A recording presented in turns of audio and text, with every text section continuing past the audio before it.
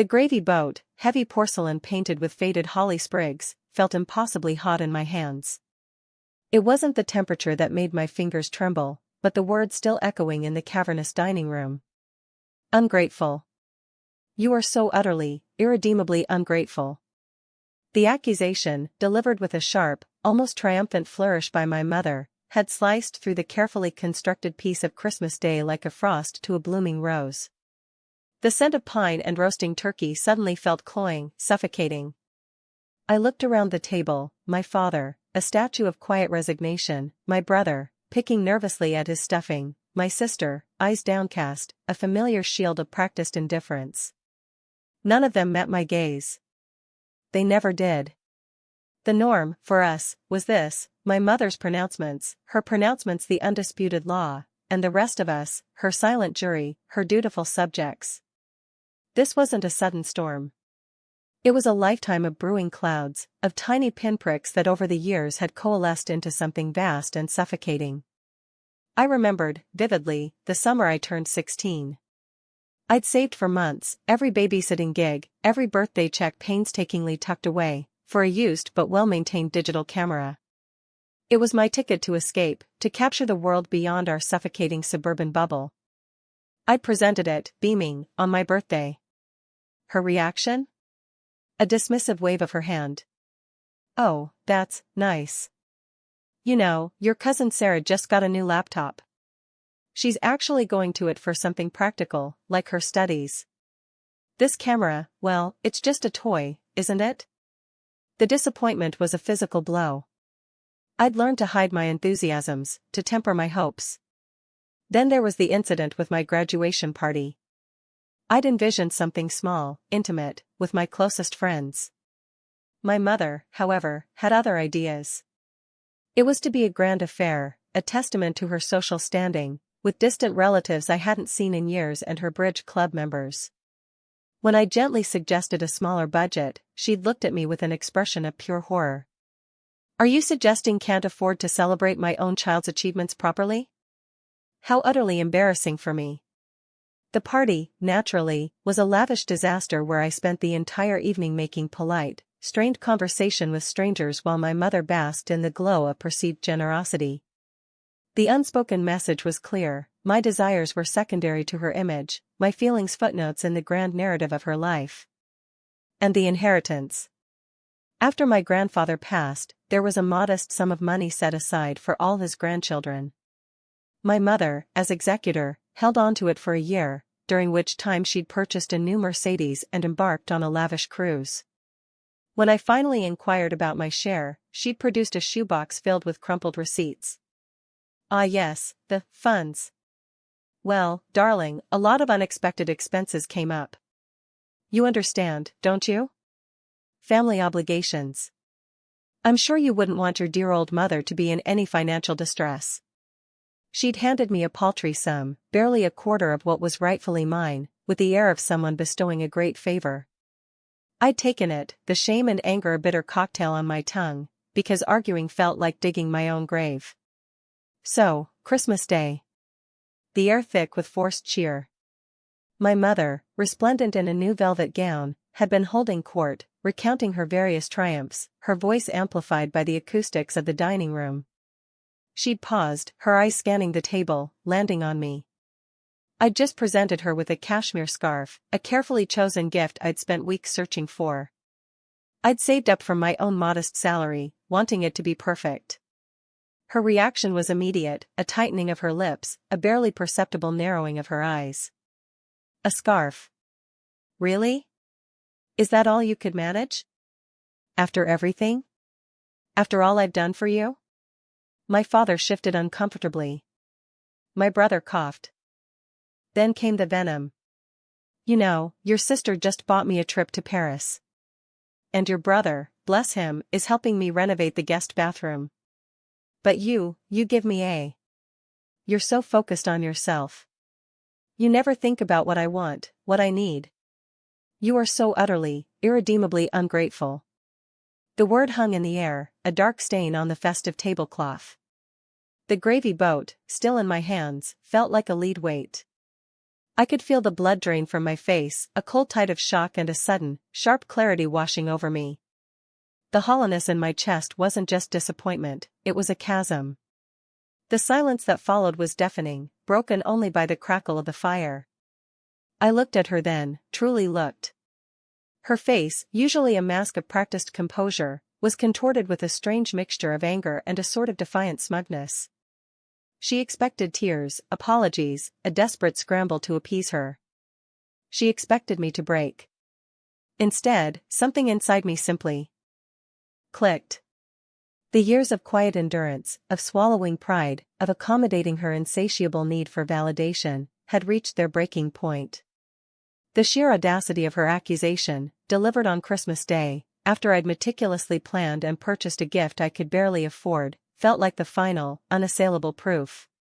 There was no reasoning with her, no changing her. She was a force of nature, a hurricane of entitlement, and I had been living in her eye for far too long. I placed the gravy boat down, the clink unnervingly loud. My hands were steady now. I met her gaze, not with defiance, but with a profound, chilling calm.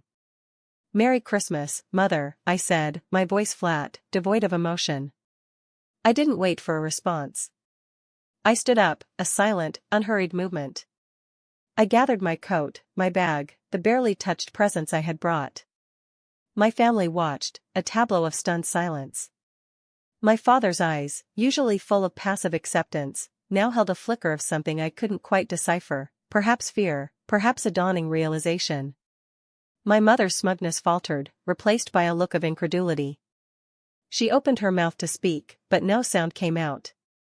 I walked out the front door, not slamming it, not rushing.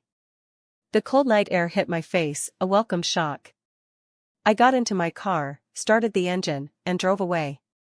The streetlights blurred into streaks of yellow and white. I didn't cry.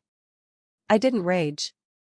I simply drove, putting distance between myself and that suffocating house, that suffocating woman. I drove until the city lights gave way to the darker expanse of the countryside, until the familiar roads felt foreign. The next morning, I woke up in a small, nondescript motel room. The silence was absolute. No demands, no expectations, no judgment. It was liberating. I spent the day making a series of calls. First, to my lawyer. Then, to the bank. I requested a full audit of my grandfather's estate, citing recent information regarding discrepancies. I then drafted a formal letter to my mother, outlining specific financial contributions I had made towards the household over the years, supported by meticulously kept records I'd amassed in secret for just such an occasion. These weren't requests for repayment, they were documented facts. The tone of the letter was polite, factual, and utterly devoid of accusation. I also initiated a change in my own banking information, ensuring all future inheritances or joint accounts were solely in my name. The fallout was predictable, swift, and brutal. My mother's initial reaction, I heard through the family grapevine, was one of outrage. She unleashed a torrent of calls, texts, and voicemails, each more accusatory than the last. She called me a traitor, a mercenary, a soulless monster. She demanded to know what had gotten into me, accusing me of being influenced by outside forces. My brother, bless his well-meaning but weak heart, tried to mediate. "Mom, maybe she just felt unappreciated. It's Christmas, you know." His attempts at diplomacy were met with shrieks and accusations of disloyalty. My sister, ever the pragmatist, simply stopped answering her phone, her silence a passive endorsement of my actions. My father, bless his weary soul, sent me a single, cryptic text: "Your mother is upset." The flying monkeys descended. Aunt Carol, a woman whose sole purpose in life seemed to be disseminating gossip and unsolicited advice, cornered me at the grocery store, her voice a hissed whisper: "Darling, your mother is devastated. You can't just cut her off. It's not right. Think of the family." I listened patiently, offered a bland smile, and then politely excused myself. Cousin Mark, emboldened by his mother's venom, sent a series of increasingly aggressive messages, demanding I explain myself, implying I was acting out of spite. My lawyer's audit revealed what I already suspected: significant mismanagement and questionable expenditures on my mother's part regarding my grandfather's estate. The final settlement, after legal fees and the discovery of her extracurricular spending, was substantially less than she had initially claimed. The Mercedes was old news. The cruise had been followed by another, and then another. The renovation of the guest bathroom, it turned out, was far more extensive and costly than my brother had let on, funded in part by her diminished capacity to contribute elsewhere. The true beauty of my quiet revenge wasn't in the financial repercussions, though they were satisfying. It was in the slow, dawning realization on her face, visible even through the distorted lens of family gossip, that she had underestimated me. She had banked on my emotional reactivity, on my inherent desire to please, on the fear of her wrath.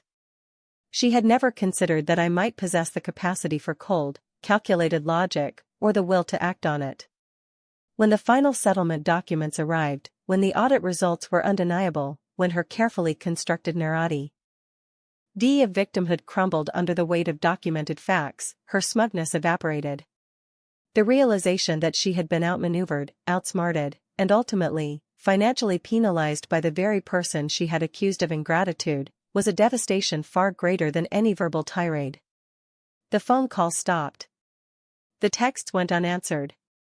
The family gatherings became awkward affairs where I was met with strained politeness or outright avoidance by some, and a curious, almost fearful respect from others. My mother, once the undisputed matriarch, was now a diminished figure, her authority eroded not by rebellion, but by a quiet, unassailable truth. The silence that descended wasn't empty, it was full. Full of consequences, full of a hard-won peace. There were no grand pronouncements, no tearful apologies, no reconciliation. There was simply the quiet hum of a life lived on my own terms, a life free from the suffocating weight of her judgment, a life where the echoes of her final accusation had finally faded into a deafening, satisfying silence.